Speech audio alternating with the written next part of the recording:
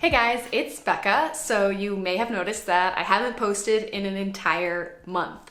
This is the longest break I've taken from making a video since I started my YouTube channel, I don't know, a couple years ago. So it was a long time and I actually really missed making my videos. I missed interacting with you guys, so I'm sorry for taking so long off. It just kind of happened. I had a lot of work to catch up on and I finished Inktober, didn't really have a plan for what I was gonna do next.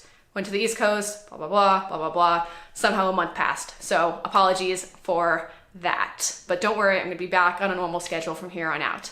So, as I was saying, after I finished Inktober, I didn't really have a plan. And if you, like me, are kind of doing a non-traditional education plan, learning online or learning from different sources, you know that the kiss of death is not having a plan.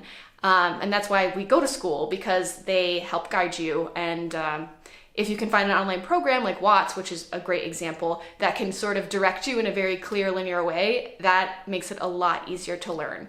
But once you veer off of that path, you have to make up a plan for yourself. So a good chunk of time over the last couple weeks, I have been thinking about making a plan for myself for the next couple of months and what I'm gonna focus on in terms of both working on creative projects, which I talked about a little while ago, really wanting to kind of put myself out there and make some work for myself, but also working on filling my technical gaps. Because as you know, if you wanna get better at being creative, you have to work on creative things. But if you wanna be technically proficient, you still have to work on technical things. And I do have a very deep desire to gain some level of mastery at drawing. So I'm trying to fit both of these things in, and obviously there are practically infinite number of sources for studying, online courses, books, physical classes. I mean, it can feel very overwhelming at times when you just get on the internet and you want to learn about something. There's so much information out there. So I did spend quite a bit of time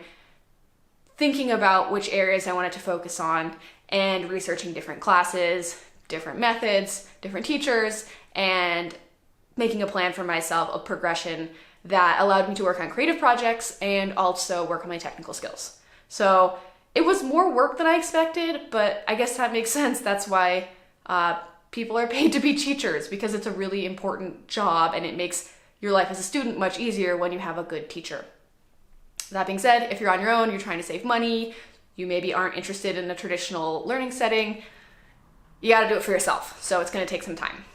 So I will go more into that once I get going on that. I'm waiting for a few things to come in the mail and basically for the holidays to wrap up. But I'm gonna start my new curriculum, I guess, for myself in January. But in the meantime, I have dived headfirst back into the Proko Anatomy lessons. And if you've been with me for a while, you know that the Proko Anatomy lessons are actually what derailed me in the first place on my desperate attempt to better understand perspective. So I went back to the Proko Anatomy lessons, and they are still really, really hard. I was kind of hoping they would be a little easier. The exercises are very challenging, but at this point, I'm sticking with it. I feel like while some of my drawings are like absolutely catastrophic, I am learning a lot, and I feel like it's enough for me to want to keep going, knowing that I don't actually have full mastery of the concepts. And that's hard for me as a perfectionist. I just really want everything to be clean. I want to have a perfect understanding of, you know, how the radius and ulna work and never have to think of it again. But if I learned anything from Watts, it's that doing the same thing over and over again when you don't understand it doesn't actually teach you anything. For the first couple lessons of the anatomy, there was joint simplification, which at first seemed like absolutely impossible. And then I think I was kind of getting the hang of it at the end.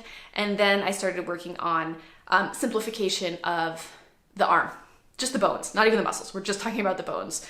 And some were, again, really, really wrong, but towards the end, I was definitely getting a better hang of it. And you can see some areas are weaker than others, but for me, it's definitely worth pursuing and to continuing to work through these lessons. I think I'm ready for them, I guess. I wish I was better, as I always do, but I think at this point, it is a good time for me to really dive into anatomy.